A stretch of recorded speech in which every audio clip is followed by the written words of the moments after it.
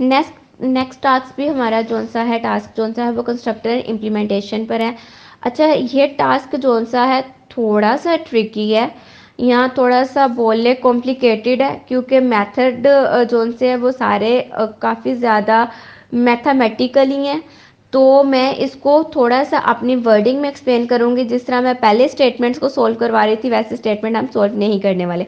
सबसे पहले उन्होंने बोला है कि आपने क्या करना है, एक क्लास को डिज़ाइन करना है जिसका नाम सर्कल होगा, जिसके अंदर आप 3 डेटा मेंबर्स लेंगे, radius, origin X and origin Y. फिर उन्होंने बताया है कि ओरिजिन एक्स और ओरिजिन वाई क्या होता है। उसके बाद उन्होंने बोला है कि आपने क्या इम्प्लीमेंट करना है, डिफ़ॉल्ट और पैरामीटराइज कंस्ट्रक्टर को और डिस्ट्रक्टर को।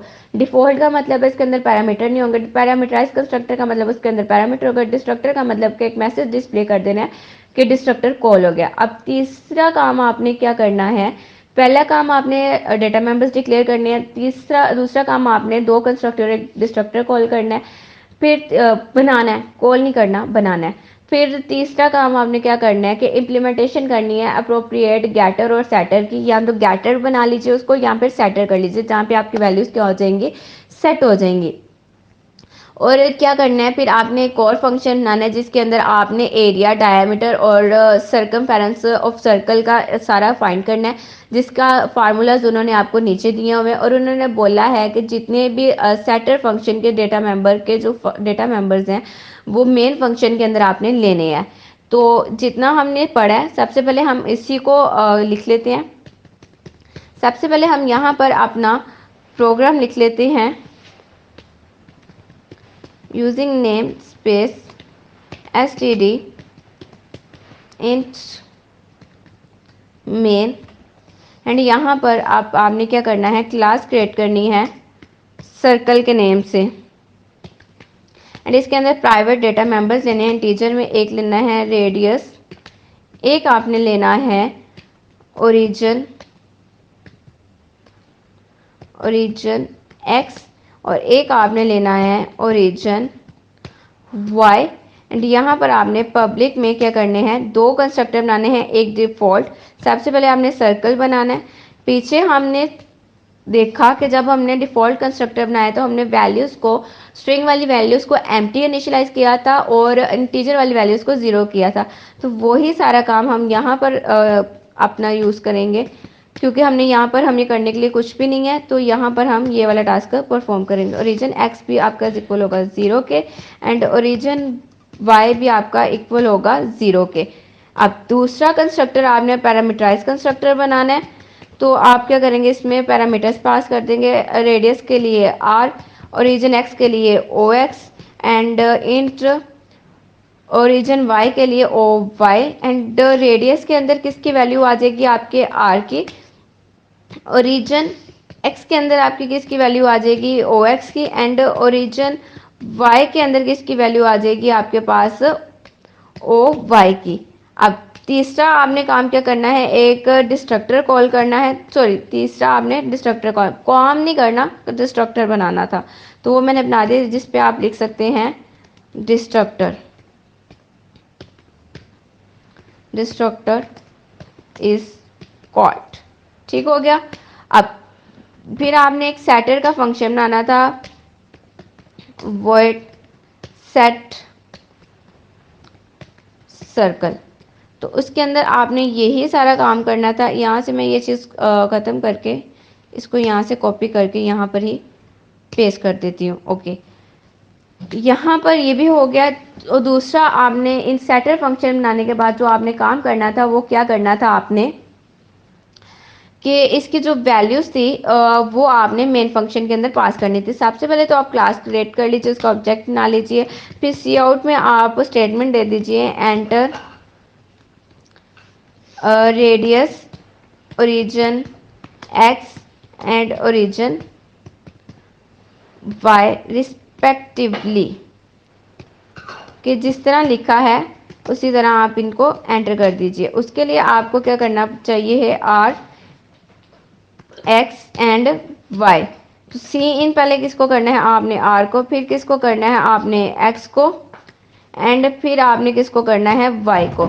अब सी डॉट्स के साथ जब आप सेट का फंक्शन कॉल करेंगे तो इसके अंदर क्या जाएगा, आर फिर ओ एक्स के लिए x एंड ओ वाई के लिए आपके पास क्या जाएगा y।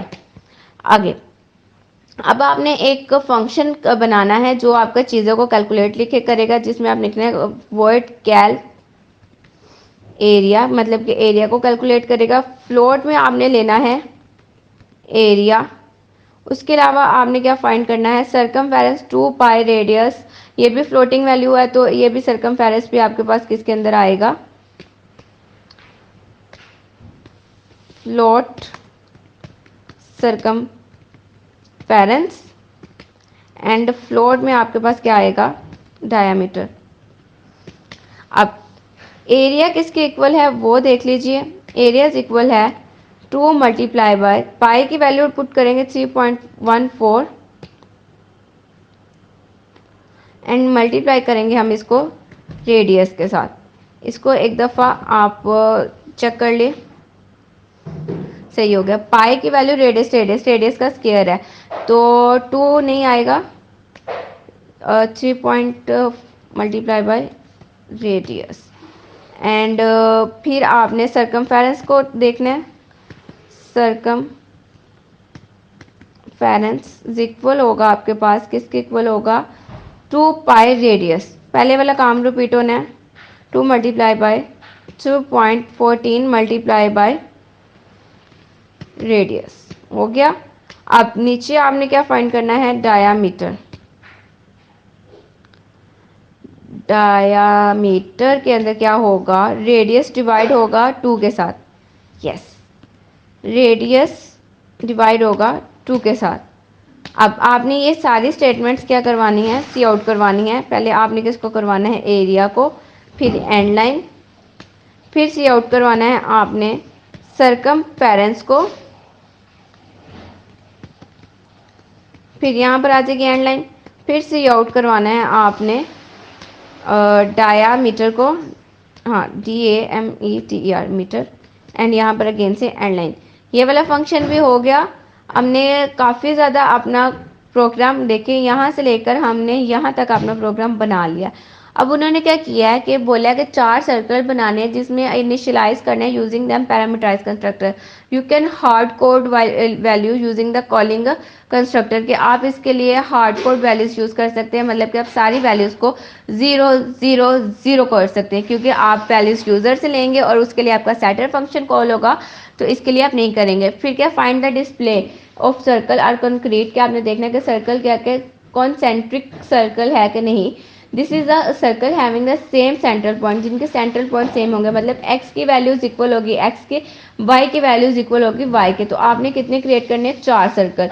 तो आप क्या करेंगे, सबसे पहले तो आपने C1 तो कर लिया क्रिएट, ठीक है। इसकी जो वैल्यूज पास करनी है वो देख लीजिए, वो क्या आएगी, 0 0 एंड 0 है, ये इतनी नहीं, 3 वैल्यू थी, ठीक है ना। 0 0 चलेगी क्योंकि जब यूज़र हमारी वैल्यू डालेगा तो वो वैल्यूज़ हमारी सेट हो जाएंगी, सेट हो जाएंगी। फिर आपने क्या करना है, सी डॉट के ज़रिए आपने कैल एरिया को कैलकुलेट करना है, क्योंकि हमारा जो आउटपुट है वो हमें बता रहा है कि हम किस तरह और किस तरह वर्क करेंगे। सबसे पहले देखिए, आपने यूज़र से वैल्यूज़ डलवानी है, उसके बाद एरिया आएगा आपके पास, फिर सरकमफेरेंस ऑफ द सर्कल आएगा, फिर आपके पास डायामीटर आएगा। अब ये चीज़ हम कर चुके हैं, तो हम एक दफ़ा इसको रन करके देख लेते हैं। जो भी एरर है या फिर हमारा पॉइंट है उसको हम देख लेते हैं कि क्या, कहाँ पर क्या क्या एरर आ रहे हैं।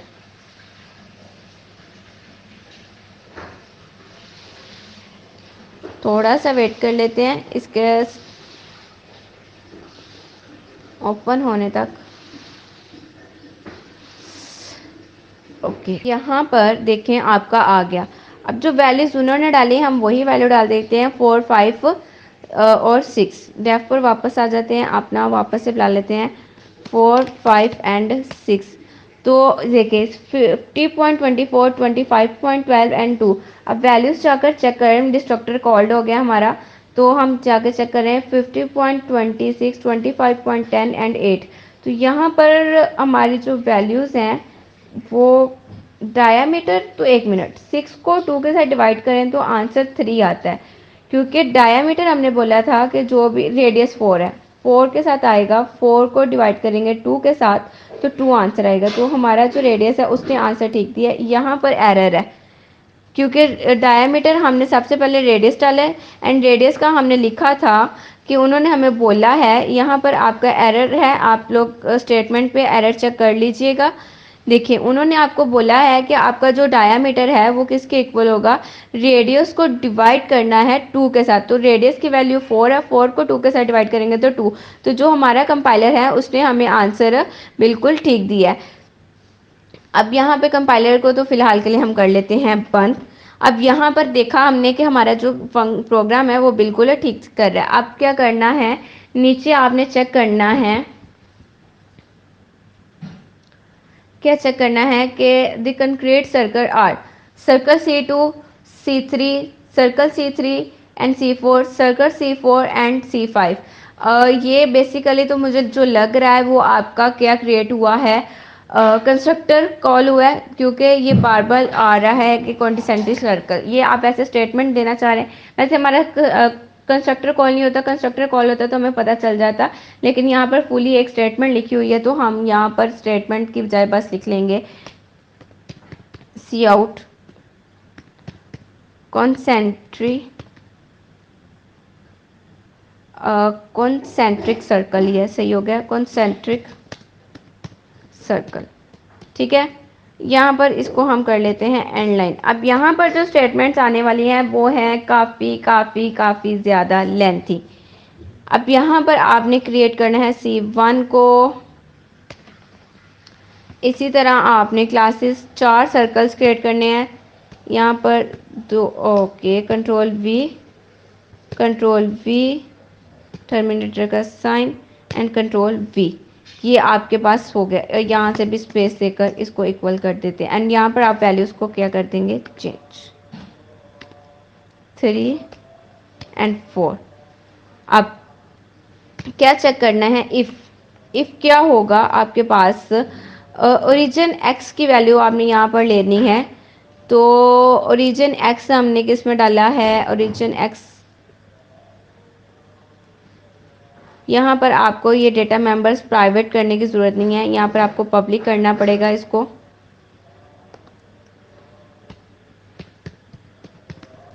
पब्लिक, यहाँ पर आपने क्या क्रिएट करना है, C1 डॉट ओरिजिन x अगर इक्वल हुआ C2 डॉट ओरिजिन x के एंड लगा दें, C1 dot origin y equal हुआ C2 dot origin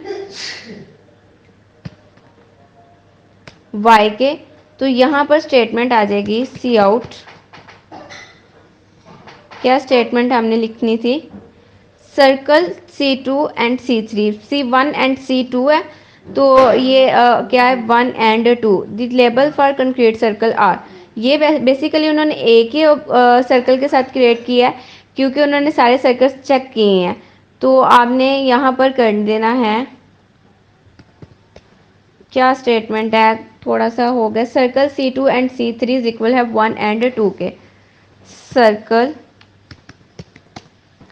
C1 and C2 equal हैं 1 एंड 2 के। ठीक है, इसको वापस ले आते हैं, यहाँ पर सिंबल लगा लेते हैं। यहाँ पर हमने पैरामीटर्स पास नहीं किए, कंट्रोल C, यहाँ पर ब्रेसेस लगाकर, अब पैरामीटर्स नहीं ब्रेसेस पास करने। अब यही कंडीशन यहाँ से आपने कॉपी करनी है, कंट्रोल V कर जहाँ पर C1 लिखा है, अब यहाँ पर C1 करना है, लेकिन इस पर आपने करना है C3 के साथ, C2 जहाँ पे लिखा है वहाँ C3 के साथ एंड C2 जहाँ पे लिखा है वहाँ लिख देना है C3 एंड यहाँ पर लिख देना है 1 एंड 3। सेम स्टेप आपने फिर से रिपीट करना है। अभी मैं ये बताऊंगी कि ये स्टेप आप क्यों रिपीट कर रहे हो 4 के लिए, क्योंकि आपने 4 सर्कल क्रिएट किए हुए हैं। तो यहाँ पर आ जाएगा C2 की जगह आ जाएगा C4 एंड यहाँ पे 1 की जगह आ जाएगा 1 4। अब यहाँ पर ये सारे स्टेप्स आप इसलिए कर रहे हैं, देखें ऊपर आ जाएं, आप डायग्राम के पास आ जाएं। आपने 4 सर्कल क्रिएट किए हैं। 1 वाला सर्कल पहले देखेगा 2 के साथ, फिर वो 1 को 3 के साथ चेक करेगा, फिर 4 के साथ चेक करेगा, फिर ये वाला सर्कल तो हो गया खत्म। अब 2 वाला किसको चेक करेगा, 2 वाला 3 के साथ चेक करेगा एंड 2 वाला 4 के साथ चेक करेगा। 2 वाला भी हो गया खत्म। अब 3 वाला किसके साथ चेक करेगा, 4 वाले के साथ, और 4 वाला किसी के साथ भी चेक नहीं करेगा क्योंकि उसके ऊपर कोई सर्कल नहीं है। तो इसलिए हम ये कंडीशंस को चेक कर रहे हैं कि अगर ये ओरिजिन पॉइंट सेम हुए तो ये क्या होंगे, कॉन्सेंट्रिक सर्कल होंगे। यहाँ पर उन्होंने बोला हुआ है, यहाँ पर आप देखें, for identify concentric circle the label point is position as shown the most numerical circle 1 label 1 and so on in the end also display. अच्छा यहाँ पर ऊपर लिखा हुआ है, सॉरी ये है, find and display which circle concentric circle that is having circle having same central point, जिनके सेंट्रल पॉइंट क्या होंगे, same. Hint the logic will be implement in main function, के जो मेन फंक्शन के अंदर है ये सारी लॉजिक आपकी वहाँ पर बनेगी। और उन्होंने बोला कि जिनके सेंट्रल पॉइंट सेम होंगे, मतलब एक्स एंड वाई की वैल्यू सेम होंगी। तो ये हमने 4 के लिए तो चेक कर लिए। अब यहाँ पर दोबारा से कंडीशन लगाएंगे। अब यहाँ पर हो जाएगा C2 C3 एंड यहाँ पर भी हो जाएगा C3 एंड C2 एंड यहाँ से आप अगेन से इसको क्या कर लेंगे, कॉपी। अच्छा जी, अब यहाँ पर डबल इक्वल का साइन आना था, होला एक जगह मिस्टेक होने की वजह से हर जगह पर डबल मिस्टेक्स हो गई हैं, कॉपी पेस्ट की वजह से ये हुआ है। डबल इक्वल का साइन आना था, यहाँ पर भी डबल इक्वल का साइन आना था। ओके, डबल सी ठीक हो गया। एंड यहाँ पर ये है C2 एंड 3 एंड यहाँ पर आएगा आपके पास 2 एंड 3, 2 एंड 3। अब क्या होगा, आपने ये वाला पेस्ट कॉपी कर लेते हैं अब की बार, क्योंकि हमारे ऊपर वाले में थोड़ा सा एरर आ गया था, वैसे भी हमने ये कॉपी करना था। अब C2 तो रहेगा C3 के साथ हो गया, अब ये किसके साथ होगा, C4 के साथ। C2 भी सेम रहेगा एंड यहाँ पर होगा 4 एंड जहाँ पे C3 लिखा है वहाँ आ जाएगा 4 एंड जहाँ पे 3 लिखा है वहाँ पर आ जाएगा 4। अब ये भी हो गया 4 के साथ। अब C3 की बारी आ गई। C3 को चेक करेंगे पहले C3 के साथ, यहाँ पर भी C3 ठीक है। C2 चेक हो गया एंड यहाँ पर आ जाएगा C3 एंड C3 एंड यहाँ पर आ जाएगा आपके पास 3 एंड यहाँ पर आपके पास आ गया 2 3 1 2, सॉरी यहाँ पर आपके पास 3 नहीं आएगा बल्कि 4 आएगा। वही मैं कहूँ कि हमने इक्वल तो किसी के चेक किए नहीं, वो तो इक्वल हो जाएंगे खुद ब खुद सर्कल्स अगर चेक करेंगे तो हम। यहाँ पर आ जाएगा 4। ये वाली आपकी स्टेटमेंट भी कंप्लीट होगी। अब मैं इसको रन करती हूँ एंड अब अगेन से यहाँ पर क्या एरर आ रहा है, C2 ओरिजिन, यहाँ पर चलो अब यहाँ पर x लिखना भूल गए थे हम, सॉरी y, C2 के वाला यहाँ पर भी आएगा y एंड नीचे आएगा अब y। अब की बार क्या एरर आ रहा है, अब F11 करते हैं। अब ये एरर दे रहा है कि यहाँ पर है एंड ये किसकी है ब्रेसिस, तो ये वाली ख़त्म कर देते हैं। ले अब ये एरर दे रहा है, ये अगर इसकी ब्रेस है तो ये किसकी है, ये यहाँ से भी ख़त्म होगा, हर जगह ब्रेस लग गई थी, ये यहाँ से भी ख़त्म होगी।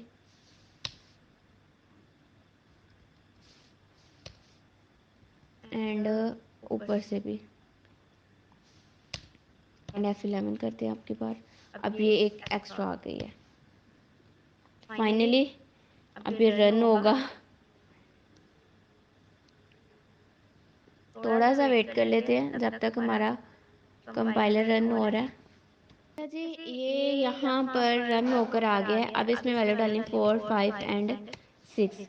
तो ओहो, अब हमने कहीं पर भी कंस्ट्रक्टर का नहीं कॉल किया था, एंड लाइन नहीं दी थी। तो एक दफ़ा एंड लाइन ले आते हैं, यहाँ पर एंड लाइन प्रोवाइड कर देते हैं, एंड लाइन, एंड यहाँ पर भी प्रोवाइड कर देते हैं एंड लाइन। हर एक में एंड लाइन प्रोवाइड कर देते हैं ताकि हमारे जो लेबल्स हैं वो नीटली हमारे पास आए।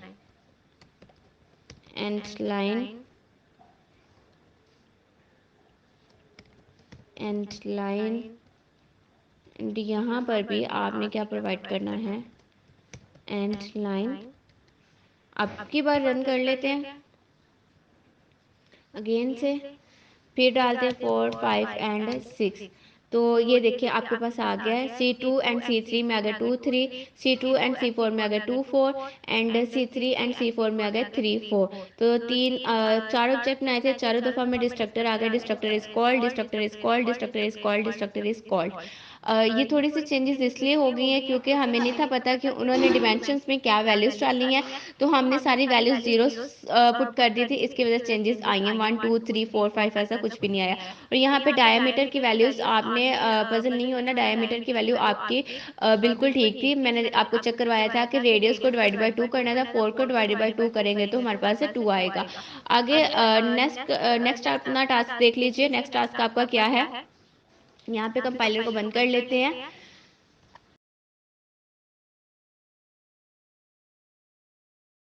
थी यहाँ पर आए 1 2 2 3 3 4। तो हमारा आउटपुट भी कुछ इस तरह का है, लेकिन हम ये वाला डिस्ट्रक्टर जो सा उन्होंने बनाया है वो हमने नहीं देखा, और हमारा कंस्ट्रक्टर और डिस्ट्रक्टर में थोड़ा सा चेंज है। हमारी आउटपुट ऑलमोस्ट सेम आई है, बस थोड़ी सी वैल्यूज़ चेंज हो गई हैं।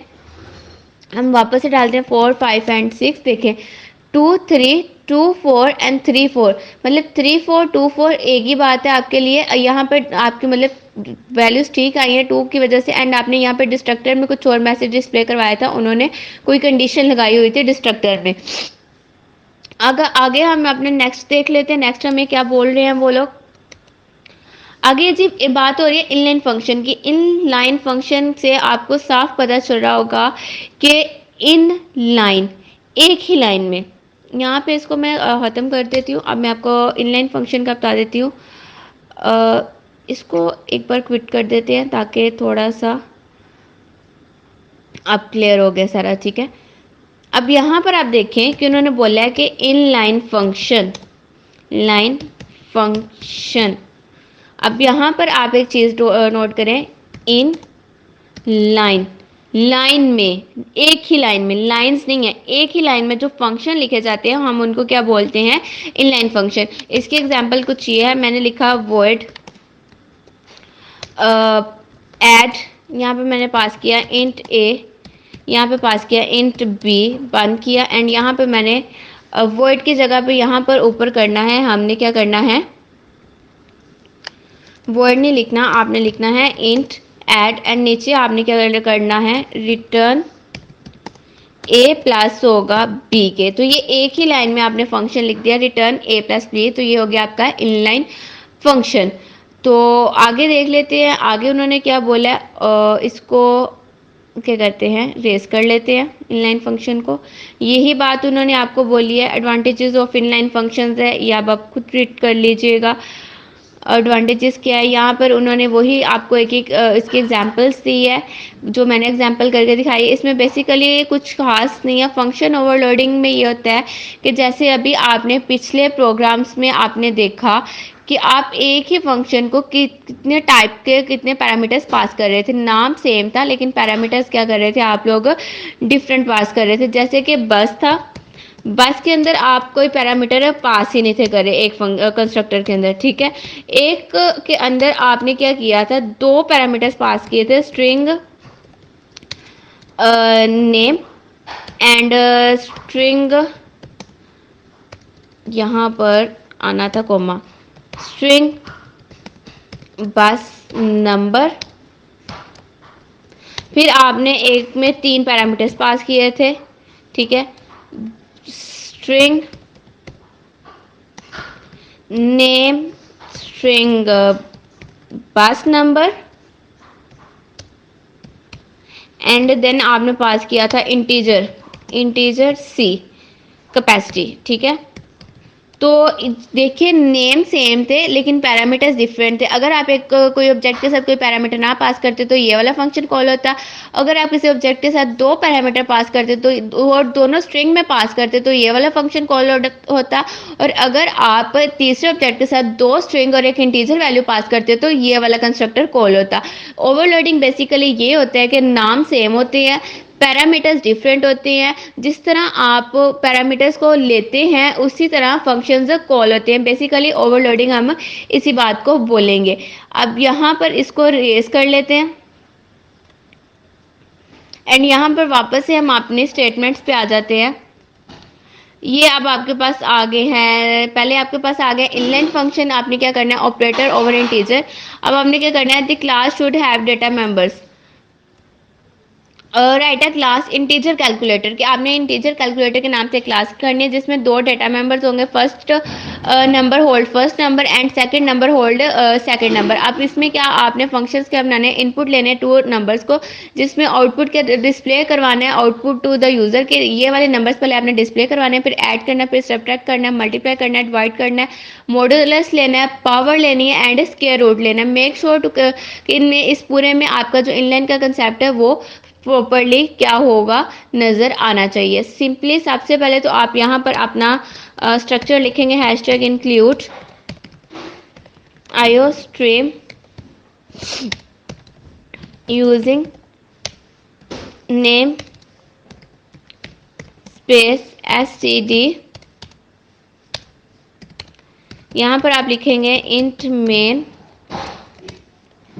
रिटर्न 0। अब यहाँ पर आपने क्लास बनानी है, क्लास कैलकुलेटर बस मैं लिख लेती हूँ।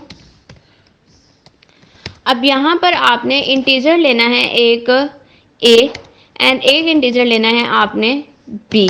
अब सिंपली उन्होंने कुछ भी नहीं आपको बोला तो यहाँ पर मैं कर देती हूँ पब्लिक। सबसे पहले आपने वॉइड इनपुट से क्या लेना है, इनपुट की हेल्प से आपने क्या लेना है, इनको इनपुट करवाना है cout enter two numbers and यहाँ पर टर्मिनेटर का साइन एंड सी इन किसको करना है, पहले ए को, फिर सी इन किसको करना है, बी को।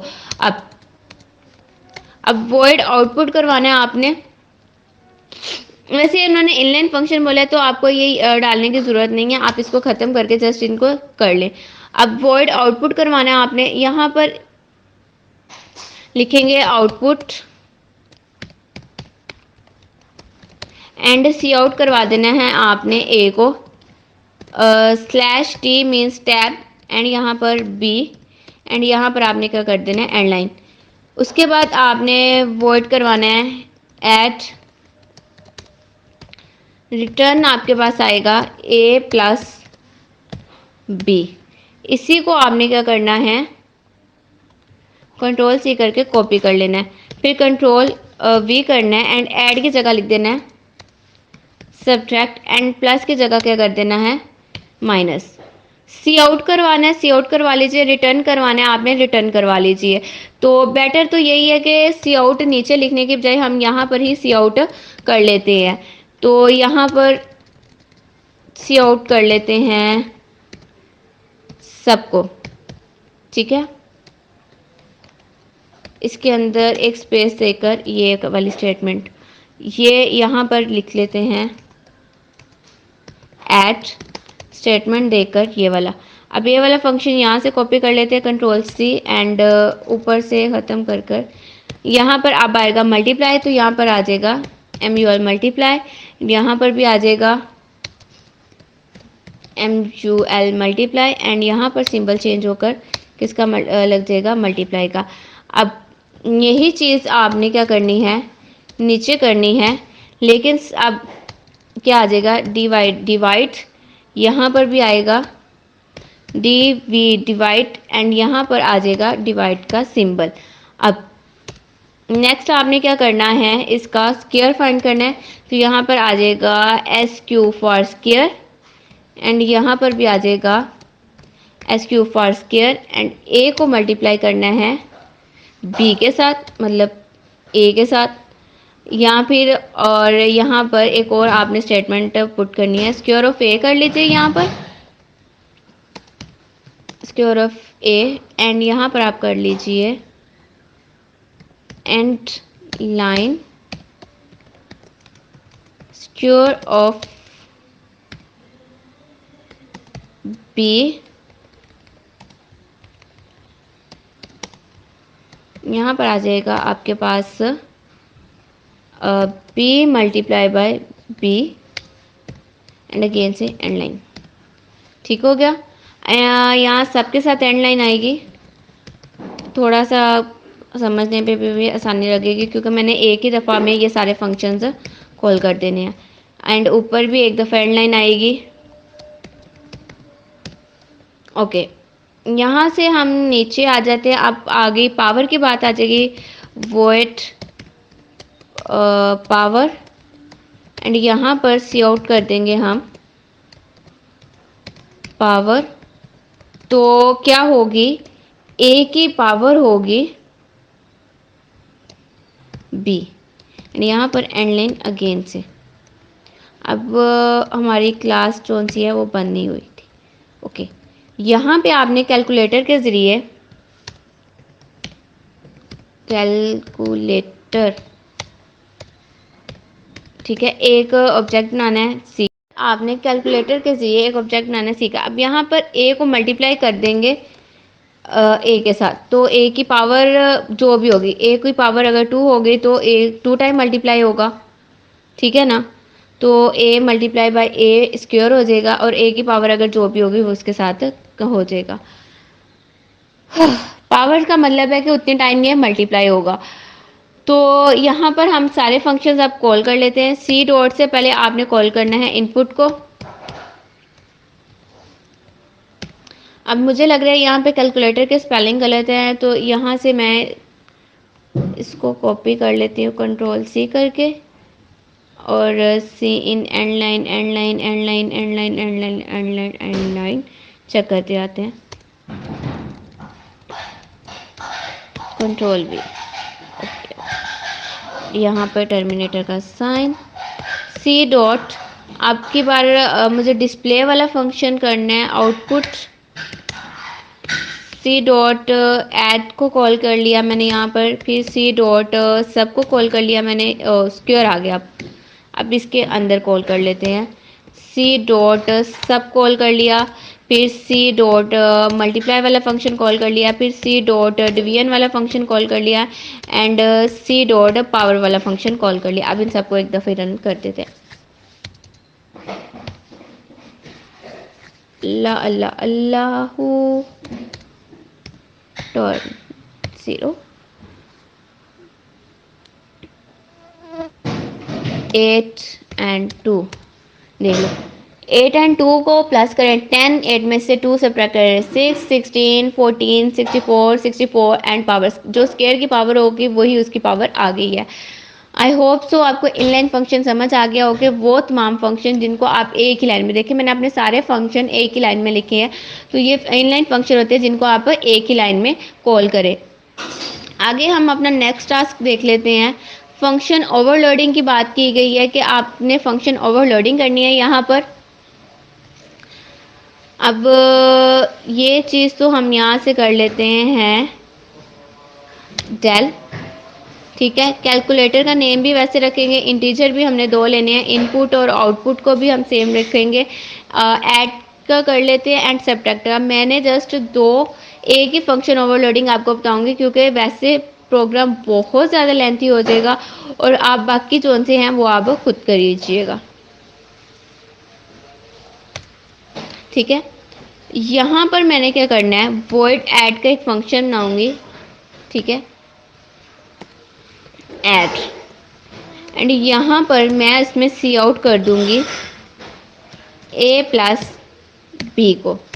फिर मैं वॉइड ऐड का फंक्शन बनाऊंगी एंड इसमें मैं पैरामीटर्स पास करूंगी, int A int B, and same चीज़ मैं इसमें क्या करूंगी, cout A plus B. यहाँ से मैं इस चीज़ को कॉपी कर लेती हूँ, कंट्रोल सी, एंड यही चीज़ मैं किस में अब करूँगी, इसमें आप 2 की बजाय मैं 3 पैरामीटर ले लूँगी, A int B and int C. Name same है, जस्ट पैरामीटर्स में मैं क्या कर रही हूँ, डिफरेंस डालती जा रही हूँ। अब इसको यहाँ से कॉपी कर लूँगी कंट्रोल सी करके, ऊपर करके इसको लिख लेते हैं एंड यहाँ पर वापस से मैं इसको प्रिंट करवा लूँगी। अब जहाँ पे इंटीजर लिया है वहाँ पर मैं क्या कर लूँगी, फ्लोट ले लूँगी, फ्लोट।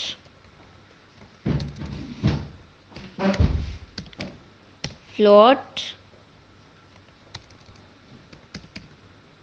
फ्लोट ठीक है। अब यहाँ पर सेम यही स्टेप रिपीट होंगे, लेकिन इस दफ़ा मैं कितने फ्लोट लूँगी, 2 फ्लोट वैल्यूज़ लूँगी जस्ट।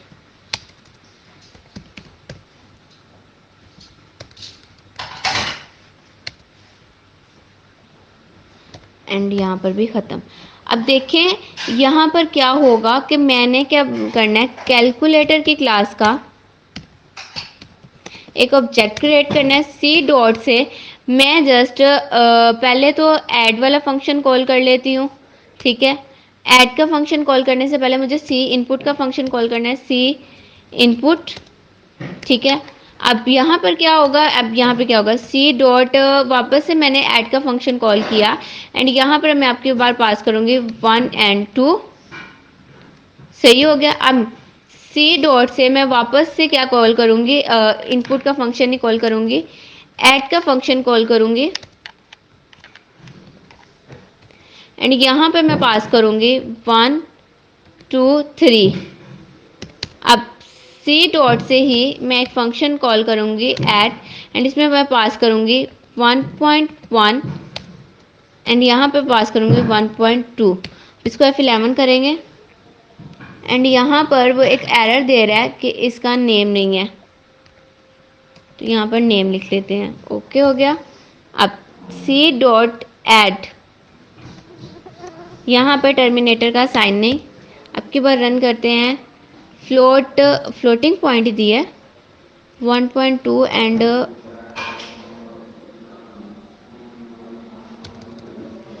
2.1 कर लेते हैं। स्टिल एरर दे रहा है कि आपका a प्लस बी फ्लोट में मैंने किया तो है, ऐड किया है, फ्लोट a लेना है, फ्लोट b लेना है एंड यहाँ पर वैल्यूज़ पास नहीं हो रही, आई डोंट नो क्यों। चलें इस वाले फंक्शन को थोड़ी देर के लिए ख़त्म करते हैं, बाद में इसका एरर चेक कर लेंगे। अब की बार मैंने कॉल किया, मैंने कुछ फंक्शंस कॉल किए हैं, मैं यहाँ पर डालूँगी 3 एंड 3। देखिए पहले का आंसर आ गया 6, दूसरे का आंसर आया 3 एंड चौथे का आंसर आया 6। अब यहाँ पर मैंने एंड लाइन नहीं किया तो इस वजह से आपकी इनपुट ऐसे आ रही है। पहले इनपुट आपने जो वैल्यू डाली थी वो इसके अंदर चलेगी क्योंकि इसमें कोई भी पैरामीटर नहीं था लिया। दूसरा आपने ऐड वाला फंक्शन जो आपका कॉल हुआ है वो वाला कॉल हुआ है जिसमें आपने 2 इंटीजर्स लिए हुए थे, तो 1 और 2 को प्लस करें तो आपके पास 3 आता है। तीसरा आपका फंक्शन वो कॉल हुआ है जिसमें आपने पैरामीटर में 3 इंटीजर्स लिए थे, नेम एक था। यही फंक्शन ओवरलोडिंग होती है कि नेम आपका सेम रहेगा लेकिन आपके पैरामीटर्स जो उनसे वो डिफरेंट होते जाएंगे। तो उन्हें उसने 1 2 3 को प्लस किया तो आपके पास आंसर 6 आ गया। ये थे आपके फंक्शन ओवरलोडिंग के एक ही पैरामीटर एक ही फंक्शन का नेम सेम होगा, फंक्शन का नेम सेम होगा लेकिन क्या होंगे, पैरामीटर्स डिफरेंट होंगे। ये था आपका लैब मैनुअल 2 जो कि कंप्लीट हो गया। आई होप सो आपको समझ आई होगी। आप मज़ीद प्रैक्टिस कीजिएगा, प्रैक्टिस करने से आपकी कोडिंग भी मज़ीद इन्हेंस होगी और मुझे दुआओं में याद रखिएगा। अल्लाह हाफिज़।